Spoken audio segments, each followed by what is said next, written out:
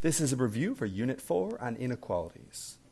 This is a number line. It doesn't really matter if you label every single number because the only one that matters here is the negative 3. Since x is greater than, we're going to put an open circle and draw an arrow to the right. If there was a line underneath that inequality, we would fill it in. Since there's not, we don't. Compare that here. If I label here a 4 and draw a circle, I'm going to fill it in this time because there's a line underneath the inequality, and draw an arrow to the left. Greater than goes to the right and less than goes to the left. If you wanted the test to see if this made sense, you could try plugging in a number. For example, is 3 greater than negative 3? Yes, and it would be this direction on the number line. Is 2 less than 4? Yes, so that means your arrow is heading in the right direction. Here you have to solve order of operations. This becomes 2 times negative 2, or negative 4 is less than k. What throws off students is now the variable is on the right side. If you want to, you can just rewrite it like this. And then when you label negative 4 with an open circle, I bet your arrow will be in the right direction. Sometimes students leave it over here, and then they write the arrow in the wrong direction. Solving inequalities is very similar to solving equations. You want to get t, or whatever the letter is, by itself. For this one, we're going to write t is less than 7. You don't have to graph it, you're just done. The difference between equations and inequalities is when you divide by a negative number, whatever it is, you have to flip the sign. So instead of less than, we're now looking at greater than. So if we are multiplying by a negative 2, like we are here, this cancels out. We have g is less than negative 12. Multiplying by 1/3 is the same as dividing by 3. To cancel this out, we're going to multiply by 3. This goes away, and we have negative 9 is greater than r. If you wanted to rewrite it, you could, like this. I would have accepted either one as correct. We move here to two-step inequalities. So the first thing we do is we undo the subtraction, just like we would with equations. That gives us 12 is less than or equal to 2x. Then we undo the multiplication. So we have 6 is less than or equal to x. If we wanted to rewrite it so the x is on the left, remember to flip the sign. Here we are adding distributing. If we want to do it that way, we have 2x plus 10 is less than 8. So if I subtract 10 from both sides, I have 2x is less than negative 2. If I divide by 2, I have x is less than negative 1. This one has fractions, but the steps are the same. If I want to subtract 1/2 from both sides, how do I do that on the calculator? Well, you have 4 divided by 5 minus parenthesis 1 divided by 2. Or in other words, you put the fractions inside parentheses. At that point, you have 1/5 x is greater than 0.3 if you do it on the calculator. To cancel out 1/5, we're going to multiply by 5 on both sides. So this gives me x is greater than 1.5 because 0.3 times 5 gives you 1.5.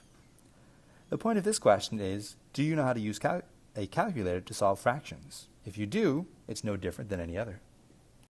On the back, we see inequalities that have letters on both sides.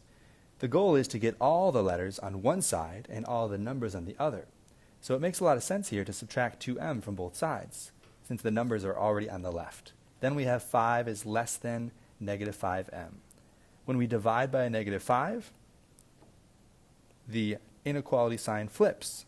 And if we want to rewrite it, we can write this as m is less than negative 1. So here's my graph, and we go in this direction.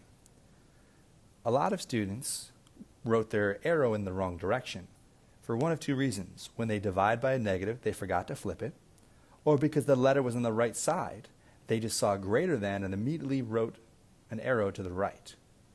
But relative to m, we are on the left side. Here I want to get c on one side, so I might do minus 4c just to keep everything positive. At the same time, I could do minus 8 and minus 8. If I rewrite things, I have negative 15 is greater than 5c. The next step is to divide by 5, and I have negative 3 is less than, or greater than, c. If I wanted to rewrite this, I could rewrite it as c is less than negative 3. I would have accepted either one of these as the correct answer. With a d on both sides, when you subtract it, what happens? It actually just goes away. Completely gone.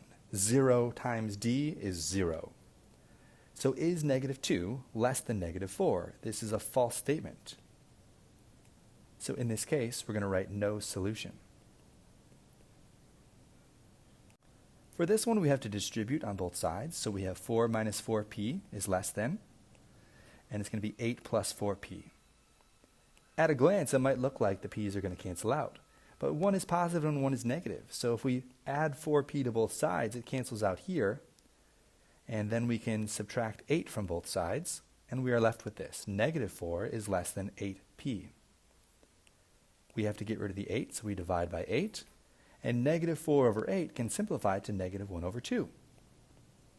If you wanted to write p on the left, this is what it would look like. Once we distribute, we have 3c plus 3 is greater than 3c plus 5. Minus 3c first, always deal with the letters first. That way you can see this, which is not a true statement. And because of that, you write your answer that there is no possible solution. If it was a true statement, then it would be infinite solutions. The difference for this compound inequality is that you minus 6 from all three sides. And you're left with negative 10 is less than t, which is less than 4. You don't keep going. At this point, you're done. So we can just label any 2 points, negative 10 and 4 there. And because these inequalities don't have lines underneath them, I'll leave them as open circles and put a line so it looks almost like a barbell. This means we're looking at the intersection of these two inequalities. When t is bigger than negative 10 and less than 4. This is the set of values that is true for both. The or is a little bit different. We're going to add 3 to both sides here, so this is r is greater than 7. Or we're going to subtract 1 from both sides. This is r is less than negative 2. Both these inequalities we can deal with separately, and if we were to graph this, we don't have to deal with the intersection. We graph all that is true for either one. Here we subtract 7 from all three sides. We have 5 is greater than or equal to p, which is greater than or equal, or just greater than, negative 2. This is an or graph. We can say something like x is less than negative 2, or x is greater than or equal to 4.